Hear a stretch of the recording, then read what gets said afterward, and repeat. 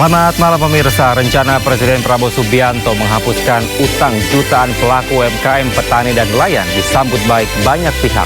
Namun pengamat meminta agar hal tersebut dilakukan dengan hati-hati. Sementara itu di Pilkada Jakarta, survei masih menunjukkan dua pasangan calon gubernur wakil gubernur, Ridwan Kamil Suswono dan Pramono Anung Radokarno terus adu taji. Bersama saya, Kevin Pakan, Anda menyaksikan Sido Prime selengkapnya.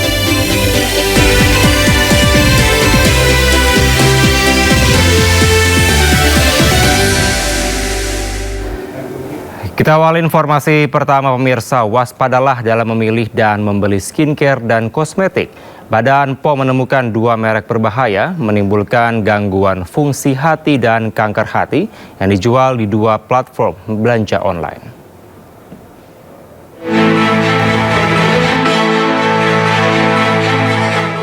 Lamiela dan SVMY, dua merek ini disita Badan POM bersama ratusan ribu produk kosmetik lainnya dijual di dua platform belanja online.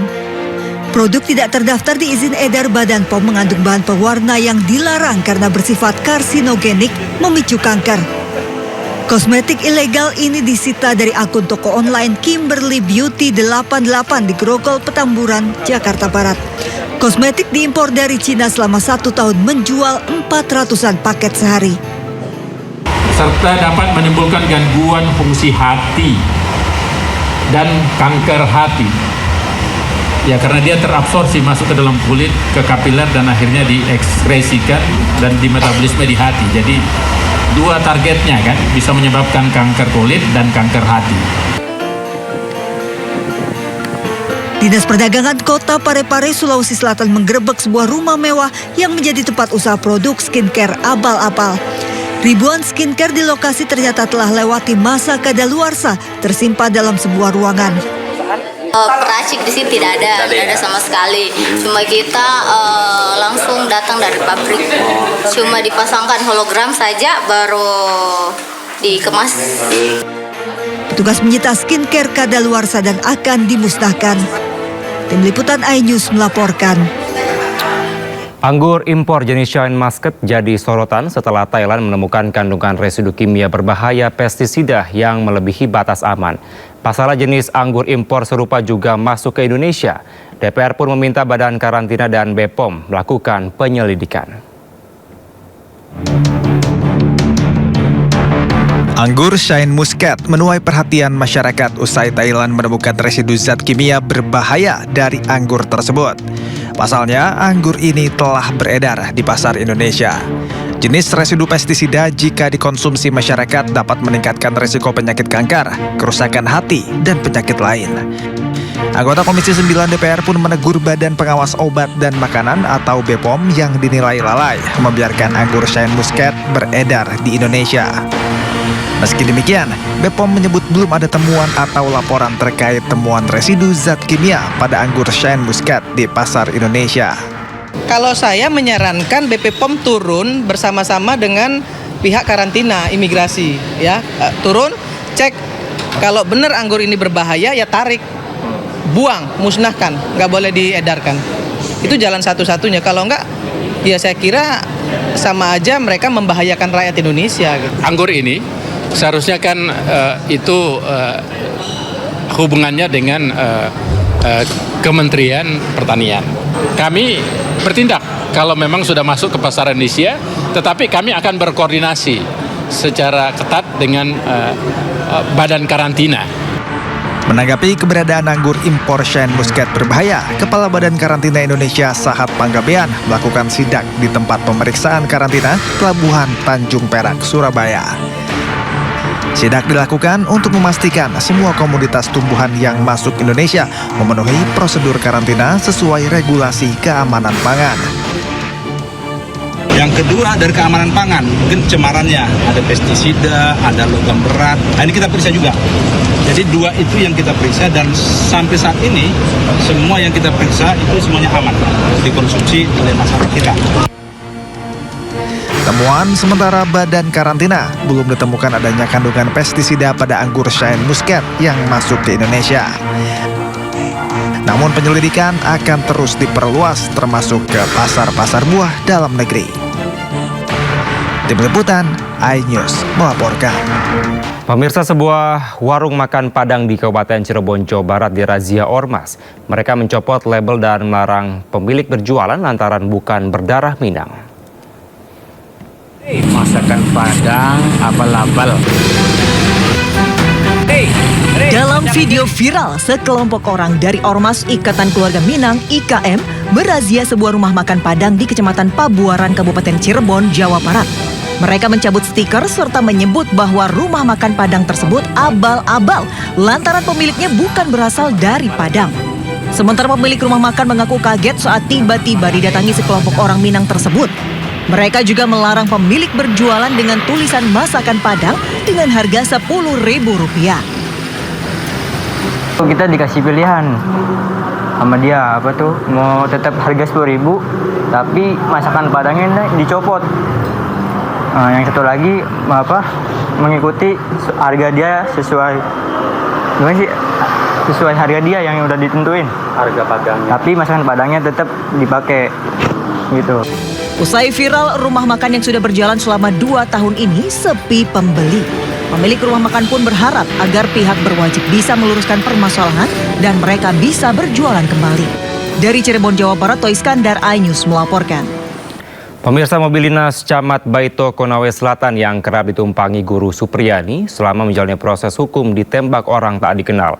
Penembakan diduga sebagai bentuk teror ini terjadi usai sidang pembacaan eksepsi Supriyani.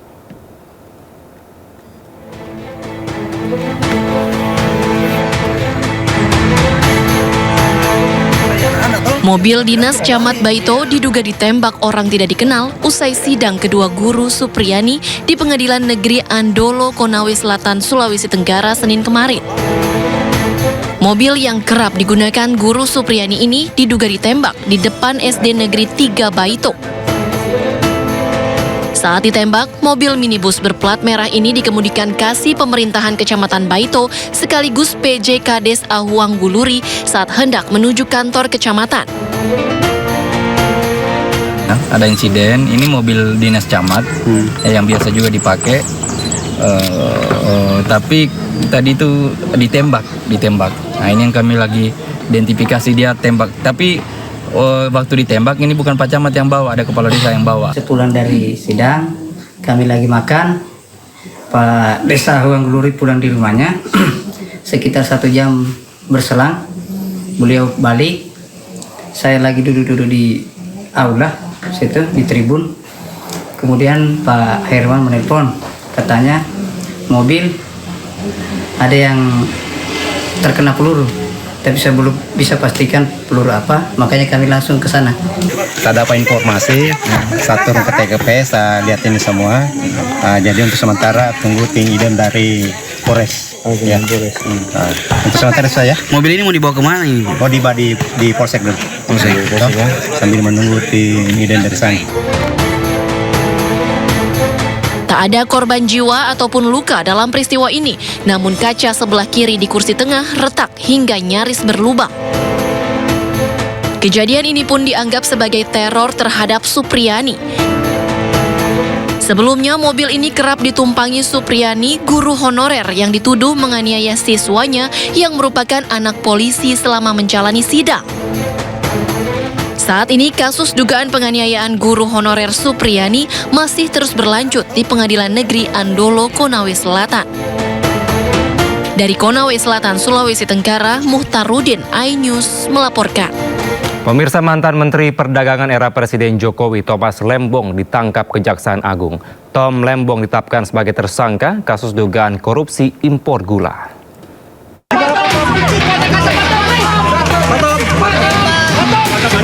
Thomas Lembong, mantan Menteri Perdagangan era Presiden Joko Widodo, ditahan Kejaksaan Agung. Mengenakan rompi tahanan, Tom Lembong dibawa keluar gedung Kejaksaan menuju mobil tahanan. Tom Lembong ditahan di Rutan Salemba, Cabang Kejaksaan Negeri Jakarta Selatan. Thomas Trimurti Lembong, TTL, ditetapkan sebagai tersangka dalam kasus dugaan korupsi impor gula tahun 2015-2016 saat menjabat Menteri Perdagangan. Tom Lembong memberikan izin impor gula kristal mentah kepada sebuah perusahaan swasta saat negara sedang surplus gula. Yaitu tahun 2015 tersebut Menteri Perdagangan, yaitu Saudara TTR, memberikan izin persetujuan impor gula kristal mentah sebanyak 105.000 yang bersangkutan sebagai tersangka. Saya ulangi, tidak memilih atau memilah siapa pelakunya, sepanjang memenuhi alat bukti yang cukup. Kejagung menetapkan 2 tersangka dalam kasus ini. Selain Tom Lembong, tersangka lain adalah CS, Direktur Pengembangan Bisnis PT PPI. Penyelidikan kasus ini telah dimulai Oktober 2023 dengan memeriksa 90 orang saksi dan ahli. Kejaksaan Agung menyatakan, akibat korupsi impor gula ini, kerugian negara mencapai 400 miliar rupiah. Dari Jakarta, Irfan Hadiansyah, Wildan Aulia, iNews melaporkan. Kita ke informasi lainnya pemirsa, Presiden Prabowo Subianto berencana menghapus utang jutaan pelaku UMKM, petani dan juga nelayan.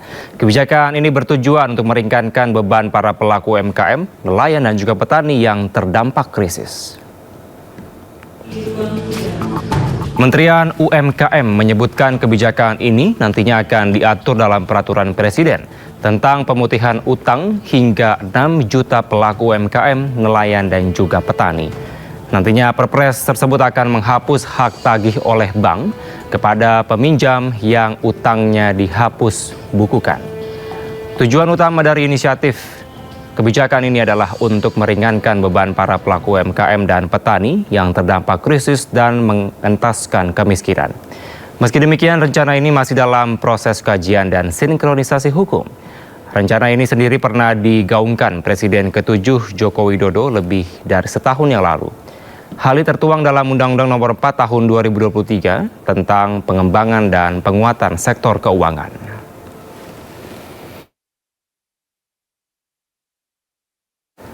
Pemirsa, apakah langkah pemerintah dengan rencana menghapus utang petani dan nelayan akan memacu energi positif bagi mereka untuk lebih produktif? Lalu bagaimanakah skema yang terbaik dalam rencana penghapusan utang ini? Lalu apa untung ruginya? Dan untuk membahasnya lebih dalam sudah hadir bersama kami Wakil Menteri Koperasi Ferry Juliantono, Sekjen HKTI Sadar Subagio, serta pengamat perbankan Joshua Pardede. Selamat malam, Bapak-Bapak. Selamat malam. Baik, saya mau ke Pak Wamen terlebih dahulu, Pak Ferry. Pak Ferry bisa dijelaskan dasar atau seperti apa nantinya dari penghapusan utang nelayan, petani dan juga UMKM ini yang dilakukan oleh pemerintah? Iya, rencana penghapusan utang ini adalah penghapusan buku dan juga penghapusan tagih terhadap penerima manfaat penyaluran kredit usaha tani yang dilakukan pada periode 98-99.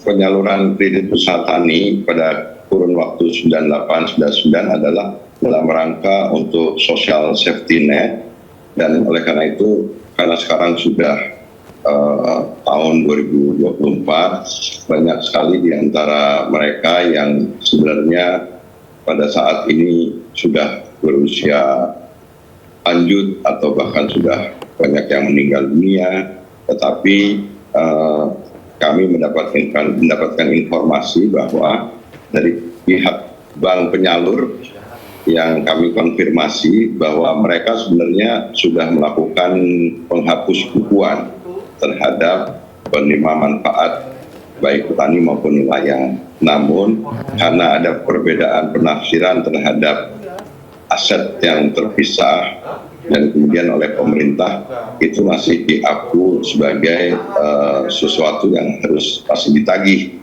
sehingga hak tagihnya masih terus berjalan. Nah, menurut pendapat kami di Kementerian Koperasi, kami juga baru menyelesaikan rapat bahwa sebaiknya itu menjadi konsideran untuk menjadi pertimbangan.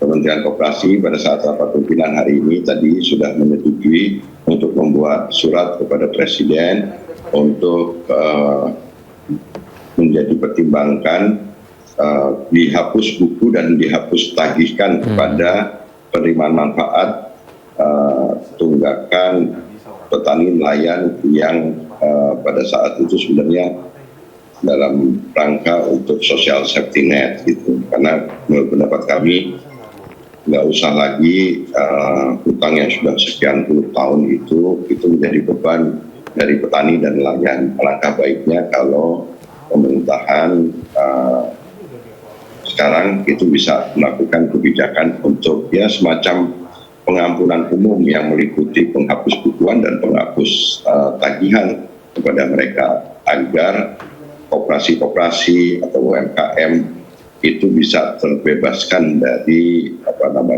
beban tersebut dan mereka bisa melaksanakan kegiatan dengan lebih ringan dan kemudian tidak menjadi stigma lagi di masyarakat bahwa koperasi atau pelaku UMKM yang pada saat itu menerima manfaat itu tidak melaksanakan kewajiban secara benar.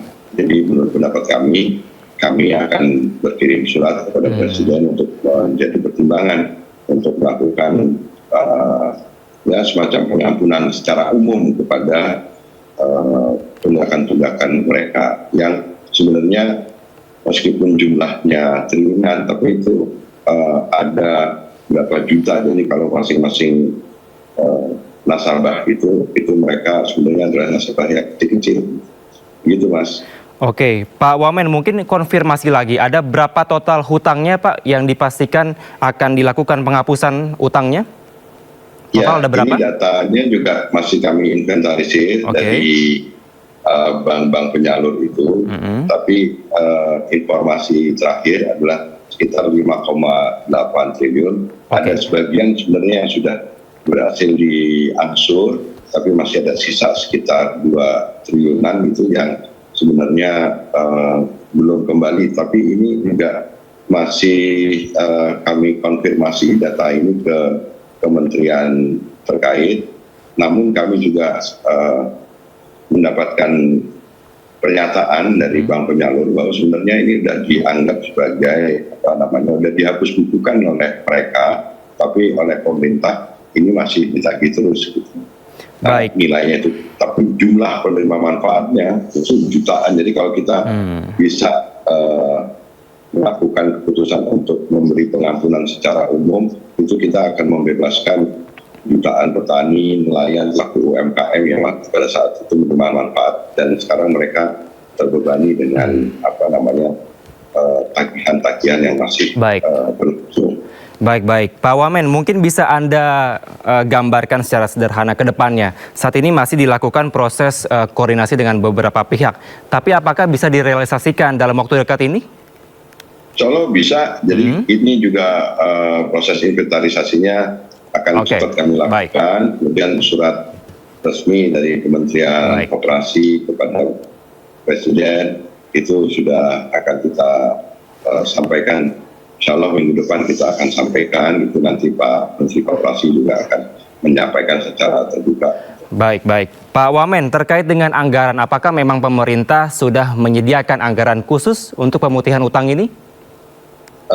Itu menjadi tanggung jawab Presiden. Polisinya bagaimana nanti, tentu nanti akan berkoordinasi dengan Menko Perekonomian, Kementerian Keuangan, dan lain sebagainya. Tapi sifat dari pengampunan secara umum ini adalah untuk menghilangkan beban bagi petani, jutaan petani, nelayan, dan pelaku UMKM. Baik. Beban itu nanti kemudian kita ambil oleh pemerintah. Gitu. Baik, Pak Wamen, mungkin sederhananya, apakah memang nanti pada saat dilakukannya pemutihan utang, bahwa dipastikan dari hutang-hutang para petani, nelayan ini dapat langsung hilang, seperti itu? Ya, ini konteksnya penghapusan utang yang terjadi tahun 98, 99 ya, Mas.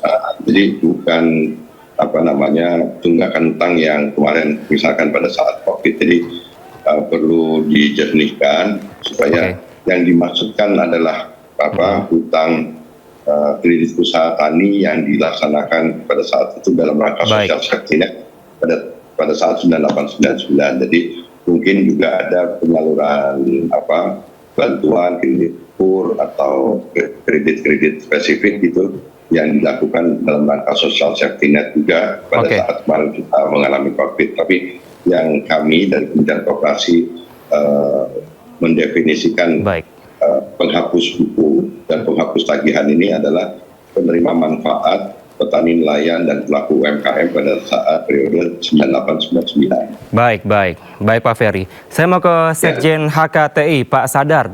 Bagaimana tanggapan Anda dengan rencana pemerintah akan menghapus hutang dari nelayan dan juga petani ini? Terima kasih. Kedengaran suara saya? Kedengaran Pak, silakan. Oke, itu adalah rencana yang sangat bagus. Sangat-sangat bagus dan ya tidak memerlukan anggaran lagi karena itu kan sebenarnya cuma pencatatan. Dihapus aja di pencatatan. Asal itu diakui bukan sebagai kerugian negara karena udah lewat. Ya. Tapi barangkali penambahan sedikit pada Pak Wamen, Pak Ferry. Ya Pak. Bukan hanya yang 9899 ya. Tetapi ketika terjadi bencana gempa bumi di Jogja, itu kan sempat meluluh lantakan petani-petani dan juga para peternak. Seingat saya sampai tahun 2016 itu tidak dihapus bukukan, sehingga mereka masih tetap masuk blacklist di dalam daftar BI, sehingga tidak bisa meminjam baru. Jadi kalau mau melakukan penghapusan, menurut saya selain tadi yang karena safety net, juga ditambahkan lagi karena bencana-bencana alam, ya itu bencana alam maupun PUSO itu adalah wajib dihapus bukukan. Kalau tidak mereka tidak akan bisa untuk pinjam lagi. Nah, baik, silakan Pak Ferry. Hal ini mudah pertama kali menghapus ini karena udah lewat. Ya. Kalaupun tadi Pak Ferry mengatakan sekitar 5 triliunan, kalau yang terdampak itu 6 juta dan rata-rata pinjamannya katakanlah 10 juta, ada 60 triliun. Kita spread 60 triliun sudah hampir selama 30 tahun. Itu bukan merupakan beban yang besar buat negara. Itu yang pertama. Yang kedua, ke depannya ini yang lebih penting lagi. Jadi ke depannya ini kami dari HKTI mengusulkan bahwa pinjaman kepada petani tidak dalam bentuk individual, tapi dalam bentuk kelompok. Karena bertani itu adalah berkelompok. Jadi dalam satu kelompok tani itu kan kira-kira 20 hektar. Kalau pinjaman secara individu, saya terkena hama wereng di tengah, saya bisa diam-diam saja. Tetapi kalau berkelompok, begitu ada ketahuan hama wereng sore hari, kelompok itu sekelilingnya itu harus segera disemprot atau dicegah. Kalau tidak, seluruh kawasan akan kena. Jadi kembali kalau ke depan pinjaman sebaiknya dalam bentuk kelompok. Dan yang kedua harus di-cover dengan asuransi tani. Sehingga tidak lagi terjadi hal-hal seperti ini. Kalau ada pinjaman kepada petani harus dibarengi dengan asuransi tani, di mana klaimnya tidak mumet kayak sekarang mau ngeklaim satu petak aja ngitungnya itu sampai berbulan-bulan. Terima kasih. Baik, saya mempersilakan kepada Pak Ferry untuk menanggapi. Tadi ada beberapa poin Pak, tidak hanya dari kredit usaha tani di tahun 9899, kemudian juga diharapkan bila terjadi gempa bumi seperti di Jogja disampaikan tadi, dan juga pinjaman tidak hanya dari individual tapi kelompok, dan juga ada asuransi tani. Silakan Pak Ferry. Ya, ideal sekali Pak Sadar sebenarnya kalau juga pengampunan umum itu terhadap tunggakan hutang itu bukan hanya dalam periode 9899 tapi juga yang mereka yang mengalami bencana dalam situasi misalkan kemarin COVID. Tapi kami berpendapat ya paling lama itu yang harus diampuni dulu diberikan pengampunan, kemudian nanti yang kurun waktunya lebih dekat. Nah, saya setuju apa yang disampaikan oleh Pak Sadar bahwa ke depan memang pemberian kredit-kredit seperti ini kepada kelompok tani atau kelompok nelayan diberikan kepada koperasi-koperasi yang kemudian anggotanya itu juga bisa bertanggung jawab satu sama lain, saling mengontrol dan lain sebagainya. Dan mengenai soal asuransi, kami dari Kementerian Koperasi dalam rapat pimpinan kemarin dan hari ini juga ingin minta sebenarnya Jamkrindo untuk kembali di dalam koordinasi Kementerian Koperasi, karena Jamkrindo sebagai lembaga penjamin ini diperlukan sekali untuk menjamin pembiayaan yang diperlukan oleh koperasi dan juga usaha kecil menengah gitu. Baik, berarti dapat dipastikan ya Pak, dari pemerintah akan mengakomodasi apa yang disampaikan dari Sekjen HKTI tadi Pak?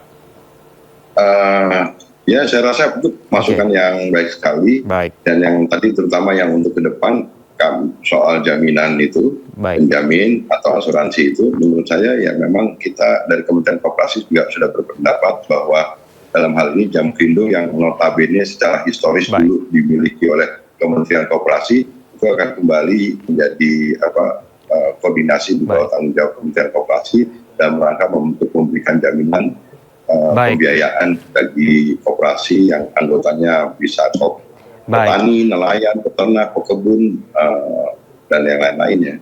Gitu. Baik Pak Ferry, saya mau ke Pak Joshua. Kalau dari kacamata perbankan, seperti apa melihat dari langkah pemerintah ini akan menghapuskan hutang dari nelayan dan juga petani?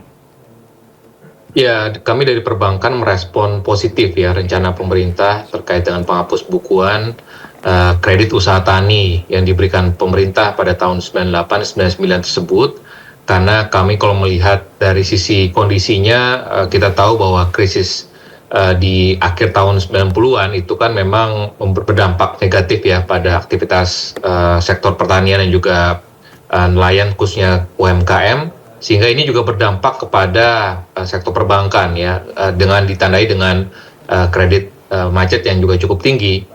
Dan juga pada akhirnya akan juga bisa berdampak juga ya, sekalipun memang sudah dihapus buku, namun tadi disampaikan oleh Pak Wamen juga betul bahwa masih ada kondisi di mana tadi yang masih mestinya tidak ditagihkan kembali ya, mungkin ingin dipertegas ya. Jadi memang dengan penegasan itu nanti yang diharapkan melalui Perpres diharapkan ini akan memberikan harapannya bahwa kedepannya untuk dalam hal pembiayaan kepada UMKM khususnya kepada sektor pertanian dan juga sektor perikanan ya, kedepannya ini harapannya bisa kembali meningkat lagi, karena kalau kita mengikuti bagaimana pernyataan dari Bapak Presiden Prabowo bahwa sektor pertanian dan juga perikanan ini juga menjadi salah satu sektor kunci bagi perekonomian kita ke depannya, dan tentunya kata kuncinya adalah swasembada pangan ya. Jadi bagaimana pentingnya sektor-sektor ini yang menjadi sektor andalan kita ke depannya, tentunya bagaimana kita bisa meningkatkan dulu kesejahteraan dari petani dan juga nelayan. Dan oleh sebab itu makanya kami tadi sampaikan bahwa kebijakan ini saya pikir positif, dan tentunya harapannya tadi saya sepakat juga dengan Pak Sadar ya, bahwa kalau dimungkinkan juga Pak Wamen terkait dengan kondisi pandemi Pak ya. Kalau kita melihat kondisi pandemi ini, kita melihat bahwa scaring effect ya, dampak yang ditimbulkan dari pandemi ini masih banyak para pelaku UMKM masih terkena dampak ya dari kondisi pandemi dan masih belum sepenuhnya pulih, dan belum lagi ditambah lagi dengan kondisi kelas menengah yang saat ini terus menurun ya, sehingga ini makin memperparah lagi penjualan dari teman-teman pelaku UMKM ya. Oleh sebab itu memang perlu dipertimbangkan kembali oleh pemerintah ke depannya apabila itu dimungkinkan untuk penghapus bukuan juga tentunya untuk kredit UMKM khususnya yang bertepatan ataupun berkenaan juga dengan kondisi pandemi. Dan harapannya ke depannya kita melihat bahwa tadi dengan penghapus bukuan kredit usaha tani ini, ke depannya harapannya bahwa kredit untuk nelayan dan juga petani kesejahteraan yang meningkat, produktivitas dari sektor-sektor tersebut pun juga akan meningkat, sehingga harapannya perekonomian kita pun juga akan semakin maju. Baik, Ya, Pak terima Sadar. Baik, mohon maaf saya ke Pak Sadar dulu, Pak Ferry. Kalau Anda melihat apakah memang ini rencana pemerintah terkait dengan pemutihan utang ini dapat mempengaruhi pembiayaan di perbankan atau bagaimana Anda melihat dari sisi perbankannya, Pak Joshua?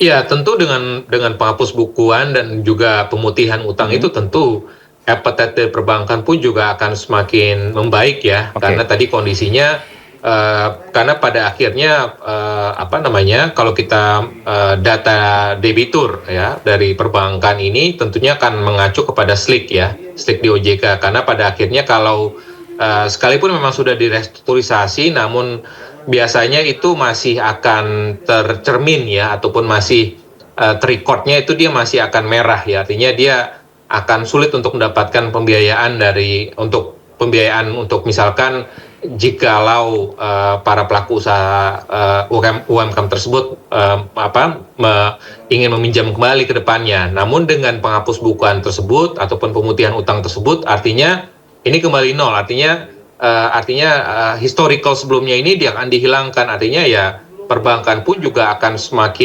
melihatnya, akan mengakses risiko kreditnya dari nol lagi gitu ya, artinya tidak ada kondisi yang historical sebelumnya yang pernah macet itu tidak dipertimbangkan lagi ya. Jadi harapannya bahwa dari sisi pertumbuhan kredit pun juga diharapkan akan semakin meningkat lagi sejalan dengan risiko kredit yang tadi asesmennya tidak lagi didasarkan pada kondisi yang pernah macet sebelumnya. Baik, Pak Joshua, mungkin singkat saja. Tadi Anda sempat menyatakan bahwa ada krisis 98 dan juga COVID-19.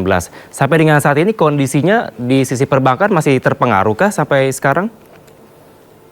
Ya, kalau kita bicara berkaitan dengan dampak dari COVID-19, ini masih terindikasi dampaknya ya. Kalau kita bicara risiko kredit ataupun NPL untuk segmen UMKM itu masih berkisar 4%-an. Sementara itu kalau kita bicara segmen korporasi ataupun konsumen itu masih relatif lebih rendah ya, artinya memang masih ada stagnansi dalam hal penyaluran kredit UMKM ya. Kalau kita bicara ada beberapa bank BUMN yang bahkan pertumbuhan kredit korporasinya di kuartal kedua kemarin bahkan tumbuhnya double digit, bahkan sampai dengan 30% ya, artinya appetite dari bank BUMN tersebut kepada segmen korporasi itu lebih tinggi dibandingkan UMKM. Jadi makanya artinya dan juga ini menjadi salah satu hal yang juga investor melihat ya, bahwa di awal tahun pun juga sempat saham-saham perbankan BUMN pun juga di sini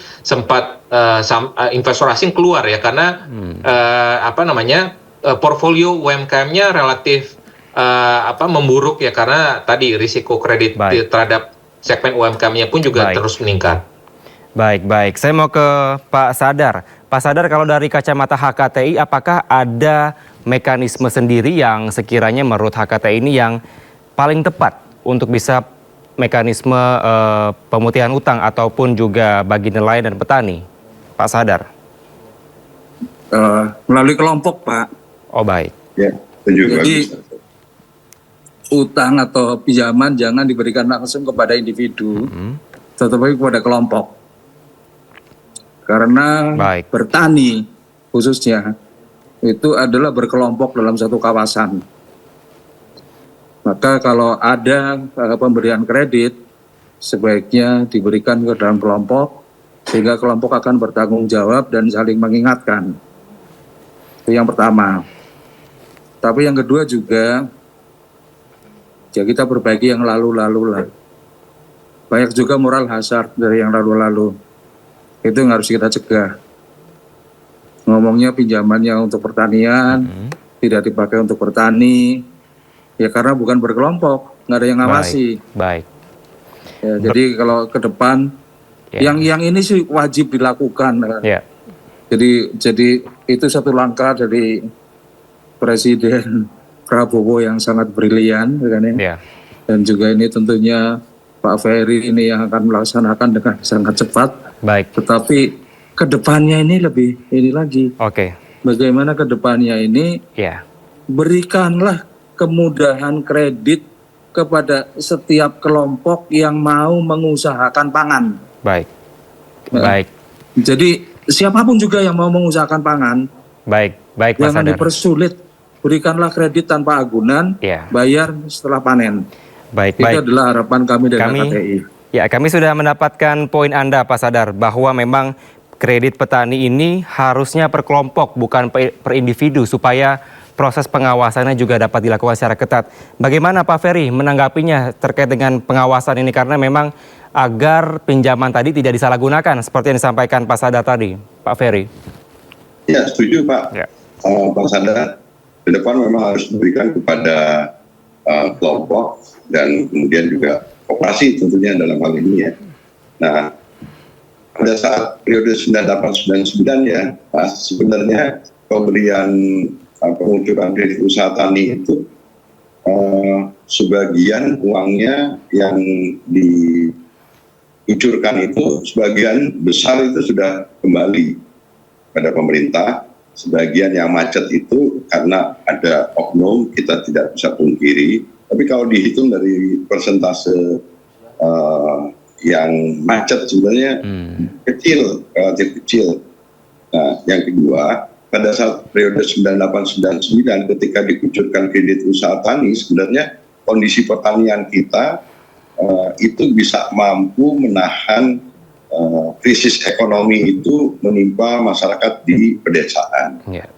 Pada saat itu justru kekuatan pangan kita, Pak Sadar kalau masih ingat, itu justru bisa menjadi penopang atau menjadi benteng dari efek dari krisis ekonomi 98. Sehingga sebenarnya menurut pendapat kami dari Kementerian Koperasi sejalan dengan keinginan Presiden untuk membangun kemandirian pangan, apalagi juga ada program khusus dari Presiden tentang program makan bergizi, penyaluran kredit-kredit kepada koperasi usaha kecil gitu, itu harus terus digulirkan. Nah, supaya tidak membebani baik dari sisi penyaluran maupun dari sisi koperasi yang anggotanya petani, nelayan, peternak, kebun dan nelayan itu dan yang lain-lainnya lah, itu memang harus diselesaikan masalah tunggakan yang kemarin terjadi, khususnya yang terjadi 98-99 supaya tidak ada stigma lagi gitu.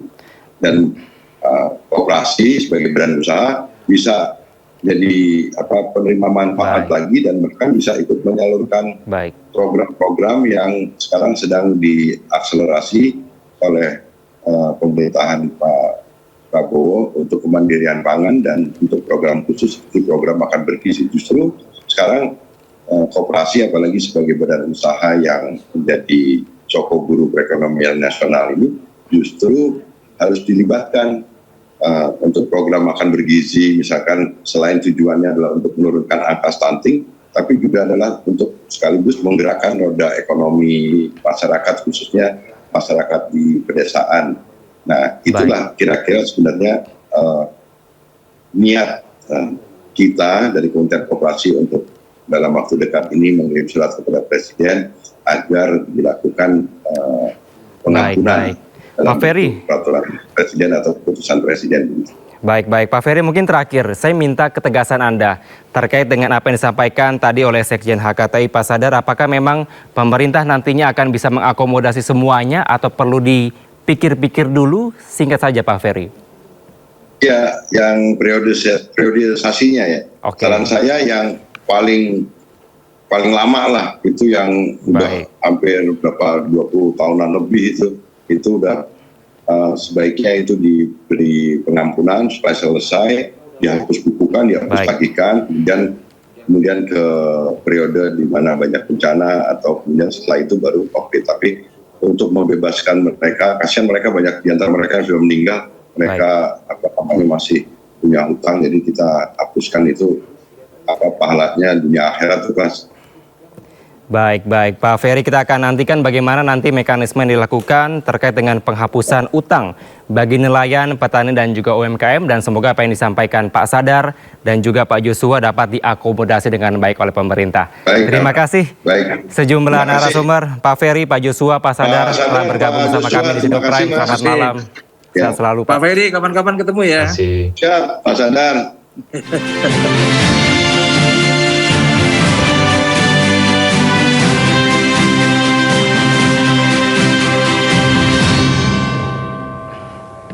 Anda masih di Sindo Prime pemirsa. Menurut hasil survei yang dirilis oleh Parameter Politik Indonesia atau PPI, calon gubernur dan wakil gubernur nomor urut 1 Ridwan Kamil dan Suswono kembali menduduki peringkat teratas elektabilitas pada Pilkada 2024. Dan sebelumnya pemirsa, sebelum kita beralih ke Pilkada 2024 Jakarta, kita akan melihat dulu informasi. Selain melakukan kampanye secara terbuka, barisan relawan Ridwan Kamil Suswono juga hadir menyapa warga dan mensosialisasikan program Ridho dari rumah ke rumah. Kehadiran relawan tersebut juga menjadi salah satu mesin penggerak pemenangan bagi pasangan nomor urut 1 dalam Pilkada Jakarta.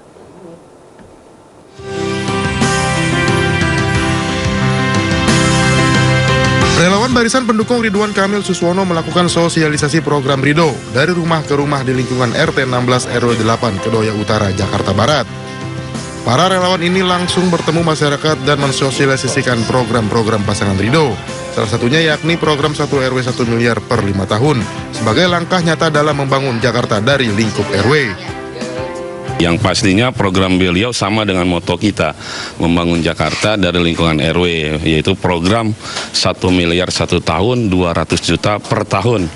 Kalau dulu-dulu kita pakai monster bank, insya Allah nanti kalau Bang Ridwan Kamil jadi, Pak Suswono jadi kita nggak pakai monster bank lagi tuh, nggak ribet.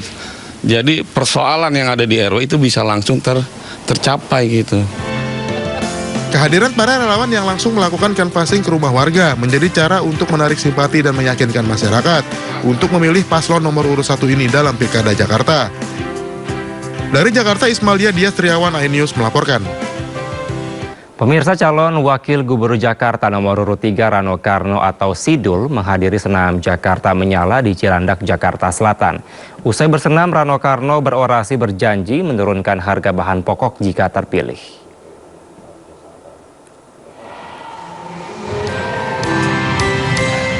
Rano Karno yang terkenal dengan sebutan Sidul disambut meriah saat tiba di arena senam Jakarta Menyala di sebuah mal di Cilandak, Jakarta Selatan pada Selasa. Rano Karno kemudian turut serta bersenam bersama ratusan ibu-ibu tersebut. Usai bersenam, Rano Karno berorasi. Ia berjanji untuk memberikan 3 program jika terpilih sebagai wakil gubernur Jakarta, yakni bahan pangan terjangkau, transportasi umum yang mudah, dan pendidikan berkualitas dan gratis.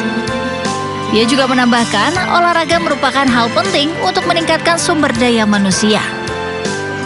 Semangat ibu-ibu semakin semangat ya, karena kita tahu nih, kalaupun dihitung masa kampanye tinggal 24 hari lagi, artinya dibutuhkan tenaga ekstra. Karena itu kita harus sehat, sehat harus olahraga. Nah inilah saya terima kasih dengan Bu Hani, Mas Ano, Pramono, kemudian istri saya juga aktif membantu kita. Sekarang dibantu oleh Pak Kana, kita menggunakan One Belt untuk menjadikan tempat kita. Pada kesempatan orasi, Dul juga sempat menyampaikan kekecewaannya saat debat kedua Pilkada. Ia menilai data yang salah terkait pembangunan manusia saat Rano menjadi gubernur Banten yang disampaikan pasangan lain adalah salah. Dari Jakarta, Endang Priyono, iNews melaporkan.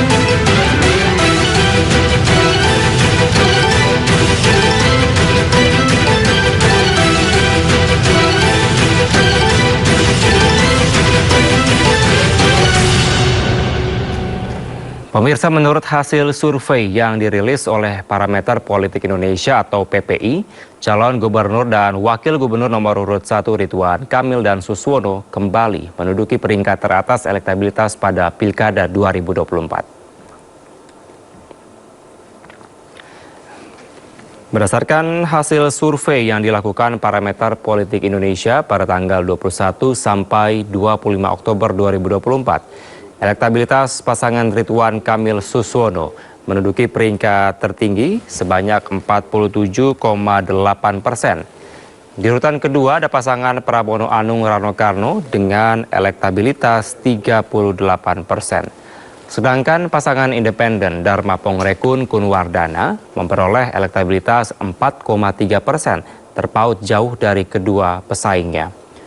Lalu ada pemilih yang belum menentukan sikap atau undecided voters sebanyak 9,9%.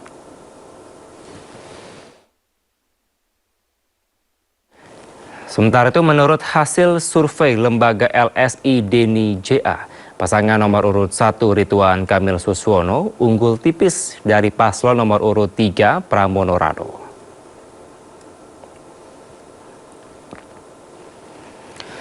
Berdasarkan hasil survei yang dilakukan lembaga LSI Deni JA periode 16 hingga 22 Oktober 2024, elektabilitas Ridwan Kamil Suswono bersaing ketat dengan Pramono Anung Rano Karno. Elektabilitas pasangan Ridwan Kamil Suswono masih menduduki posisi pertama, yaitu 37,4%. Disusul pasangan Pramono Anung Rano Karno dengan elektabilitas 37,1%. Sedangkan pasangan independen Dharma Pongrekun Kunwardana memperoleh elektabilitas 4%. Lalu pemilih yang belum menentukan sikap sebesar 21,5%.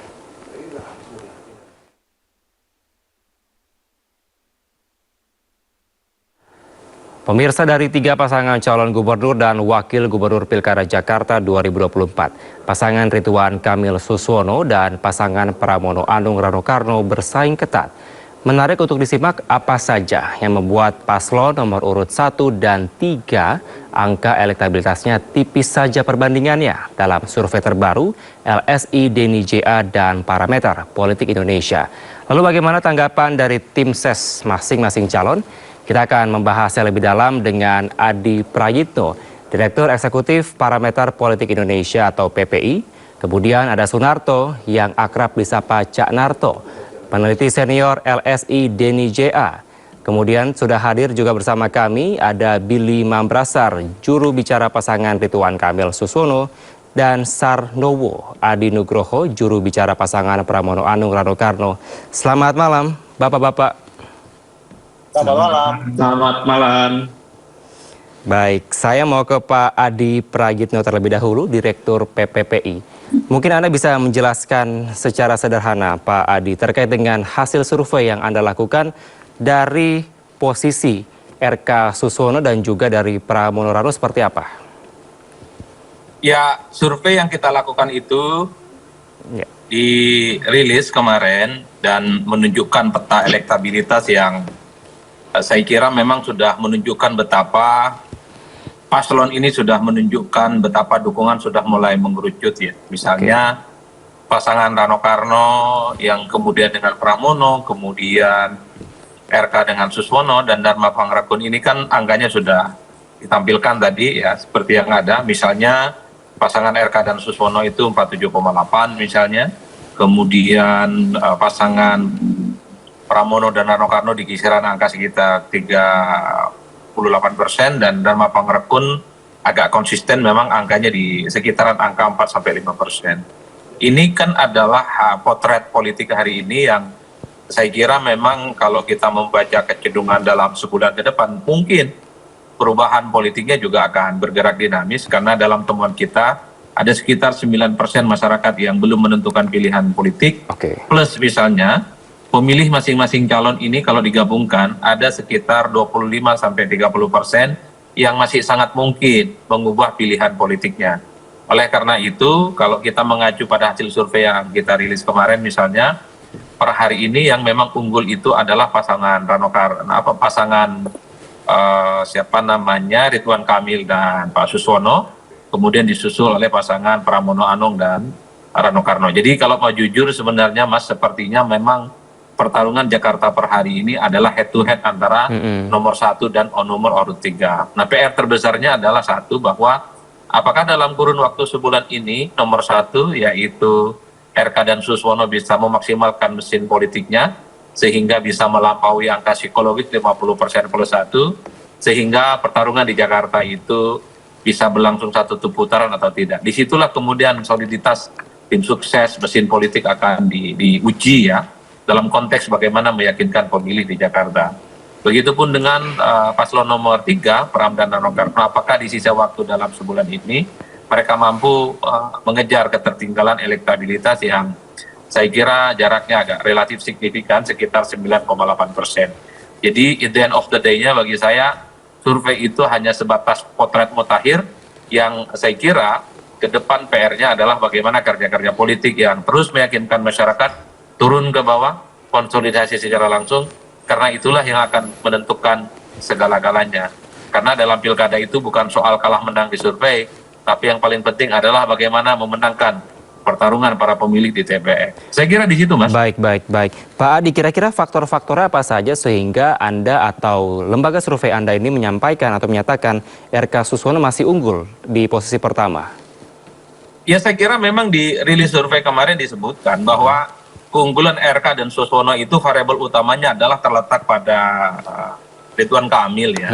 Apapun judulnya, popularitas, kinerja, kemudian kepemimpinan dan rekam jejak Ridwan Kamil menjadi insentif yang paling kuat sehingga pasangan ini memang relatif lebih unggul dibandingkan dengan yang lain. Sementara pasangan Pramono dan Rano Karno itu daya ungkit paling kuat sebenarnya terletak pada Rano Karno.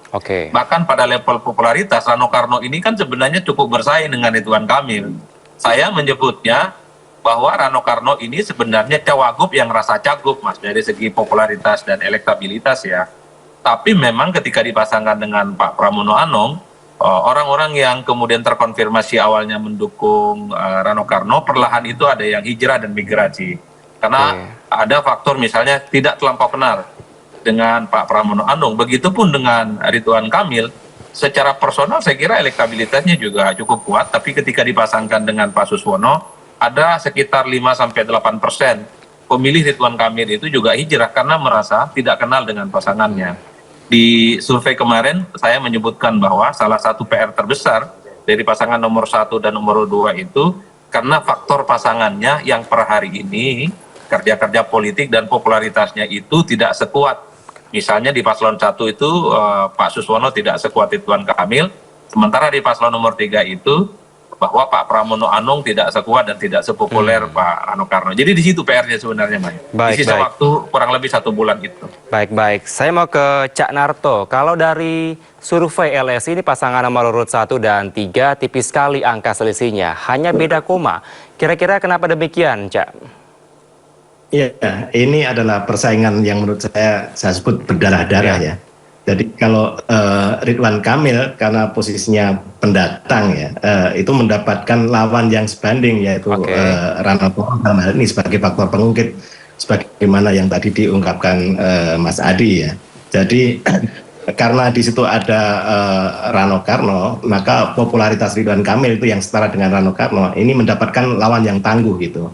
Nah yang kedua soliditas mesin partai yang dari Kim Plus itu saya pikir kurang berjalan efektif. Jadi kalau di koalisi itu kan udah jelas partainya mendorong siapa. Tetapi kalau kita lihat dari grassroots itu banyak pemilih yang seharusnya dari Kim Plus itu justru malah lari ke Pramono Anung. Misalnya yang terlihat di survei kita itu dari pemilih PKS. Itu yang lari ke Pramono Anung 33,3%, sedangkan yang ke Ridwan Kamil 27,5%. Demikian juga dengan Golkar, itu banyak yang lari ke Pramono Anung.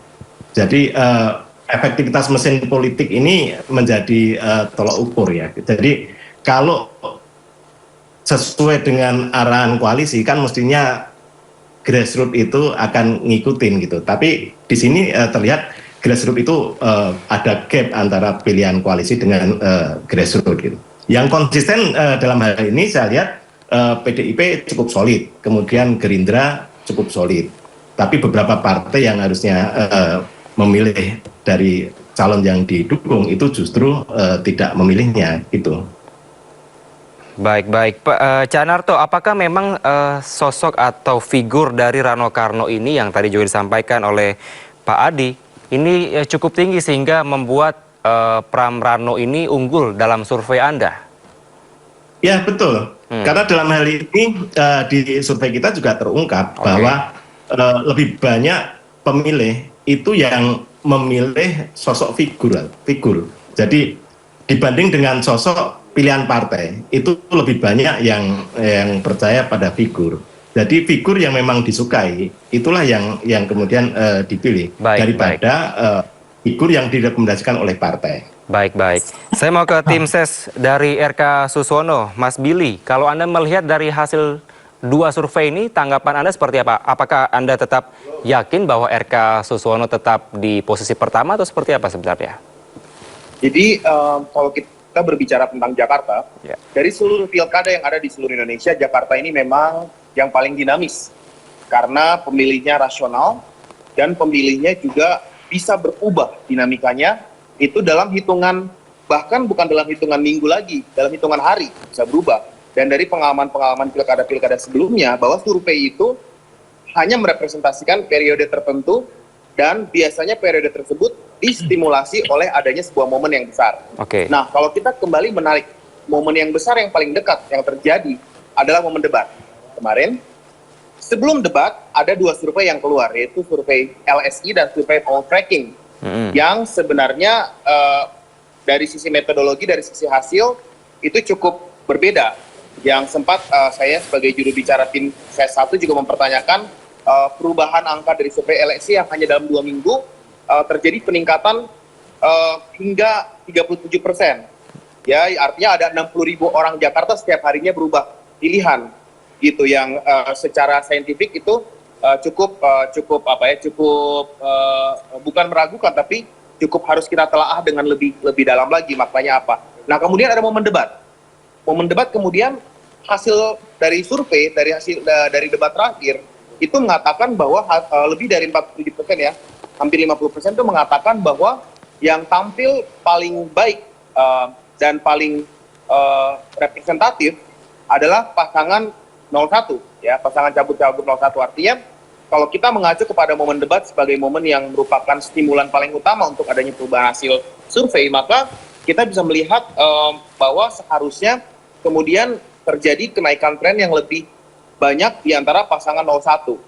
Gitu. Nah, kemudian yang argumen saya yang ketiga adalah juga mengquote pandangan dari pengamat politik yang juga hadir, Mas Adi Prayitno hari ini, yang mengatakan bahwa memang cenderung pemilih Pak Prabowo dan pemilih Pak Anies gitu, preferensinya lebih kepada memilih pasangan 01 ya, Pak Bang Ridwan Kamil dan Mas Suswono. Dan memang dari hasil survei-survei yang lain seperti misalnya poll tracking mengatakan bahwa yang 71,4% pemilih yang puas terhadap kinerja Pak Anies Baswedan sebagai gubernur, itu 51%-nya memilih Bang Ridwan Kamil dan Pak Suswono.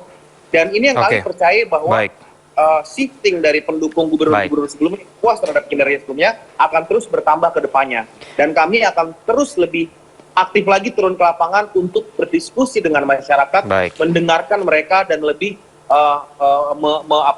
lebih meningkatkan, memasifkan interaksi dengan masyarakat. Gitu. Baik. Selanjutnya saya memberikan kesempatan kepada tim SES Pramrano, Mas Arnowo. Apakah Anda juga setuju dengan 2 hasil survei ini yang ternyata beda-beda tipis?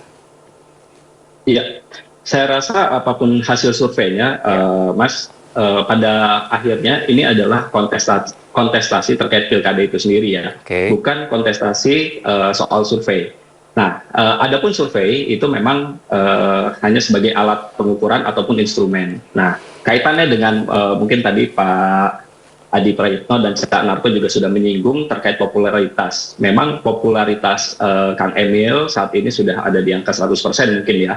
Banyak orang yang sudah mengenal Kang Emil, dan Mas Pram sendiri saat ini mungkin tingkat popularitasnya baru sebatas 60%. Nah, tapi yang unik begini, dengan hasil dengan tingkat popularitas yang tinggi oleh Kang Emil dan dibandingkan dengan Mas Pram yang baru 60%, hasilnya tipis-tipis saja. Artinya mungkin nanti ketika Mas Pram bisa lebih banyak tampil, lebih banyak dikenal oleh para pemilih, mudah-mudahan hasil surveinya justru akan semakin meningkat. Kurang lebih itu. Dan terkait dengan yang kami dapatkan, pandangan-pandangan di lapangan juga banyak simpatisan dari pendukung gubernur terdahulu seperti Pak Ahok dan Pak Anies, itu juga sudah banyak yang menyatakan dukungan ke Mas Pram dan Bang Dul. Kurang lebih seperti itu, Mas. Baik. Selanjutnya saya akan bertanya kepada masing-masing jubir terkait dengan ini kan ada dua hasil survei yang cukup ketat begitu ya, dan saya ingin meminta tanggapan dari dua tim ses ini, bagaimana langkah-langkah konkret yang akan dilakukan dari para paslon ini terkait dengan kedepannya. Masih ada beberapa waktu yang perlu juga mendapatkan perhatian dari masyarakat. Namun ditahan sejenak, kita harus jeda pemirsa, tetaplah bersama kami di Sindo Prime. Ya pemirsa, kita akan melanjutkan dialog saling kejar antara RK dan juga Pramrano. Saya mau ke tim ses RK Suswono, ada Mas Billy. Mas Billy, ini kan masih ada waktu beberapa saat ke depan begitu ya. Apa yang akan dilakukan dari tim ses RK Suswono agar bisa terus mempertahankan bahkan bisa meningkatkan kembali elektabilitas dari RK Suswono, Mas Billy? Pertama, kita akan lebih banyak lagi turun ke masyarakat ya. Jadi kita melihat bahwa memang ketika terjadi perbedaan elektabilitas antara survei yang dilakukan berdua antara Pak Gubernur dan Bapak calon gubernur, calon wakil gubernur, dan survei yang dilakukan terpisah, membuat strategi turun ke lapangan adalah untuk mengenalkan sosok calon wakil gubernur kita lebih masif lagi. Rekam jejak beliau itu cukup panjang, ya, Menteri Pertanian, pernah berhadapan dengan isu-isu ketahanan pangan, dan beliau punya visi yang besar untuk menciptakan Jakarta sebagai kota yang tahan pangan. Itu kita akan lebih banyak memasifkan beliau untuk turun berinteraksi dengan masyarakat, dan hasilnya luar biasa ya. Beliau bisa turun dan bisa berinteraksi dan bisa lebih dikenal oleh masyarakat luas. Yang kedua, kita memakai strategi lebih banyak mendengarkan apa sih yang dibutuhkan oleh masyarakat Jakarta. Jadinya bottom up approach juga. Apa yang dibutuhkan, apa yang disampaikan, itu yang akan diolah menjadi program-program ke depannya. Dan yang ketiga adalah bahwa menyadari perubahan situasi, khususnya situasi sosial ekonomi, membuat saat ini program-program yang berhubungan dengan ketahanan sosial ya, ada 3 program unggulan kami. Yang pertama adalah program unggulan Bang Ridwan Kamil dan Pak Suswono maksudnya. Yang pertama adalah membagikan 1 miliar per 1 RW ya, untuk 5 tahun ke depan. Itu akan kita masifkan betapa pentingnya ini untuk mengangkat masyarakat dari keterpurukan mereka, memberikan space agar mereka leluasa berpartisipasi dalam membangun dirinya. Baik. Kemudian program-program lain seperti urban farming yang disampaikan oleh Pak Suswono sebagai calon wakil gubernur, beliau memiliki pengalaman panjang di bidang pertanian, dan beliau yakin bahwa ketika kita menerapkan program urban farming di Jakarta, ini akan meningkatkan ketahanan pangan Jakarta yang selama ini bergantung pada suplai pangan daripada kabupaten dan provinsi sekitar. Ya, saya pikir itu beberapa program. Baik, langsung menuju ke masyarakat, mendengarkan apa yang menjadi aspirasi mereka. Kalau dari tim ses Pramrano, Mas Sarnowo, apakah memang sama yang dilakukan, langsung mendengarkan kepada masyarakat, atau ada langkah-langkah strategis lainnya? Ya, terima kasih Mas Kevin. Jadi karena pada dasarnya pilkada ini kaitannya dengan pemilih, dan pemilihnya ini kita warga Jakarta kan. Artinya yang memilih kita adalah rakyat itu sendiri. Nah, untuk itu kita akan turun ke masyarakat, kita sampaikan program-program Pak Mas Pram dan Bang Dul.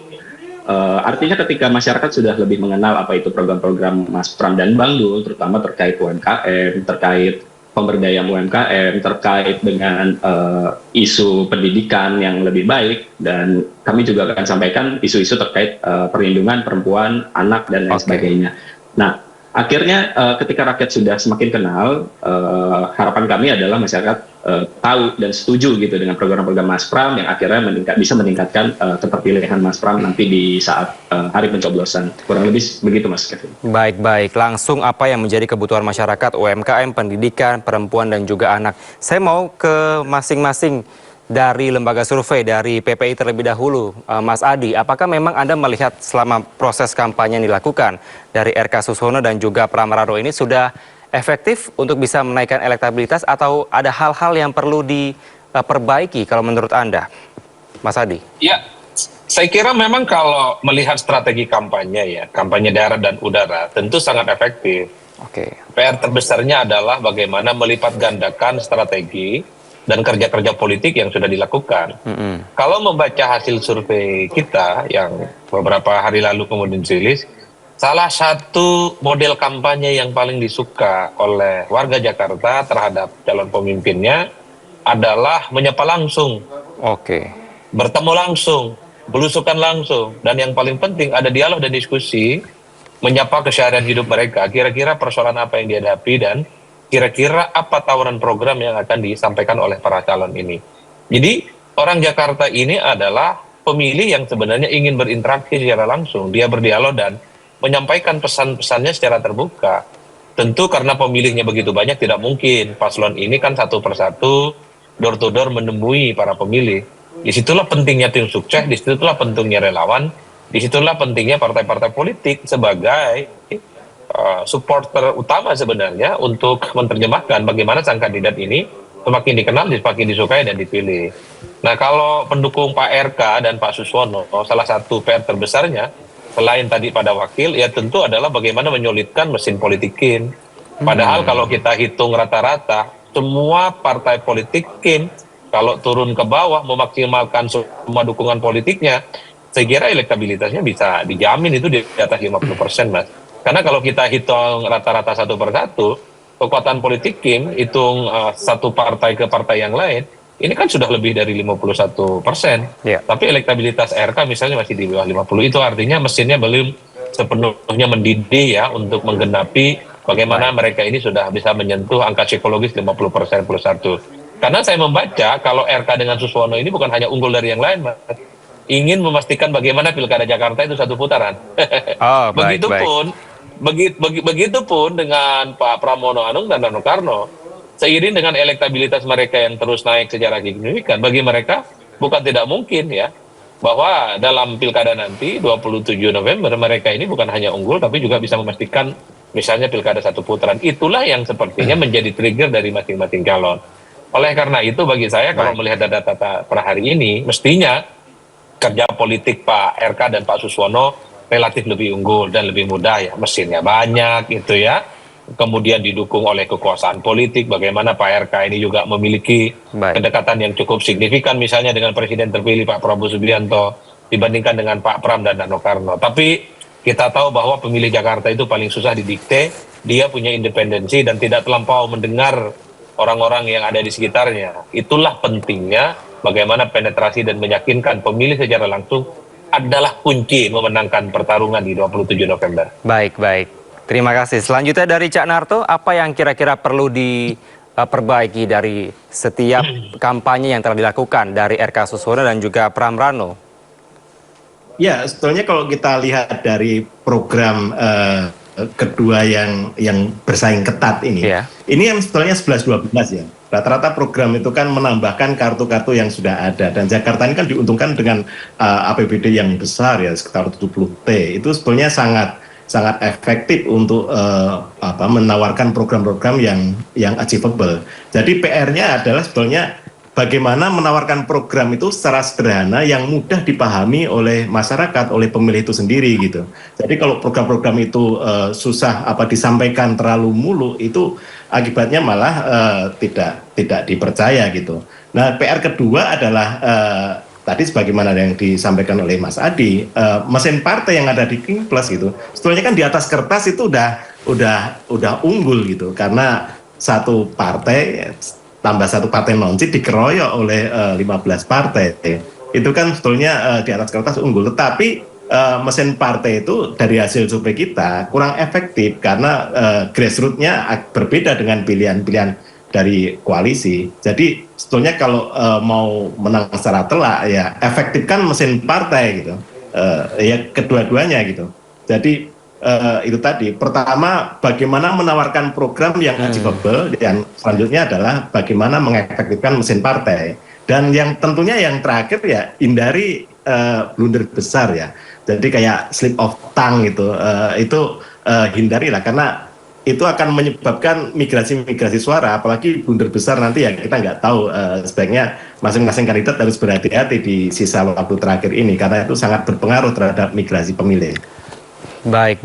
Terakhir saya ingin memberikan kesempatan kepada tiap tim ses untuk bisa memberikan closing statement. Apa yang perlu dibenahi, tadi ada beberapa catatan. Salah satunya adalah mensolidkan mesin partai politik dan juga bisa menawarkan program yang sesuai dengan kebutuhan masyarakat. Saya persilakan kepada Mas Billy terlebih dahulu. Kami dari pasangan Ridho, ya, Bang Ridwan Kamil dan Pak Suswono, melihat hasil survei ini sebagai sebuah pengingat, sebagai sebuah informasi. Jadi masukan-masukan dari Cak Narto, dari Mas Adi Prayitno ini saya catat ya 3 poinnya untuk sampaikan kembali kepada tim ses untuk menjadi masukan kepada kami agar kami dapat merubah pendekatan. Utamanya tujuan Bang Ridwan Kamil dan Pak Suswono ini adalah ingin membuat Jakarta lebih baik, ingin Jakarta maju, ingin Jakarta adil, ingin Jakarta sejahtera. Jadi utamanya adalah bagaimana kita terus mendengarkan harapan dan ekspektasi dari masyarakat dan bagaimana kita merubahnya menjadi sebuah program yang tadi katakan Cak Narto, jangan muluk-muluk tapi menyentuh masyarakat dan membuat kehidupan masyarakat jauh lebih baik. Sebenarnya itu cita-citanya. Jadi survei, terima kasih survei ini menjadi reminder, menjadi pengingat, menjadi bahan evaluasi bagi kami untuk bekerja lebih keras lagi untuk memenangkan pertarungan ini. Terima kasih. Baik, selanjutnya Mas Sarnowo, dipersilakan Mas. Baik, Mas Kevin. Di waktu yang tersisa ini, di kurang lebih 1 bulan ini, pastinya kami bersama jajaran tim pemenangan, relawan, di grassroots, kami pasti akan memaksimalkan waktu yang tersedia untuk memenangkan hati rakyat, Mas. Dengan program-program yang akan disampaikan oleh Mas Pram dan Bang Dul, yang sekiranya bisa bermanfaat untuk warga Jakarta. Terima kasih. Baik, sebagai pengingat, sebagai reminder dari 2 hasil survei dan juga menjadi pemicu ya, para tim ses untuk bisa bekerja lebih baik agar pada tanggal 27 November nanti dapat dipilih oleh masyarakat Jakarta yang terbaik dari yang terbaik. Terima kasih sejumlah narasumber telah bergabung bersama kami. Ada Mas Adi, Cak Narto, Mas Billy dan juga Mas Sarnowo telah bergabung di Sindo Prime. Selamat malam, salam sehat selalu. Selamat malam. Pemirsa, kita ke informasi selanjutnya. 85% warga Indonesia yakin Presiden Prabowo mampu pimpin Indonesia 5 tahun ke depan. Hal ini terungkap dari survei yang digelar oleh Indikator Politik.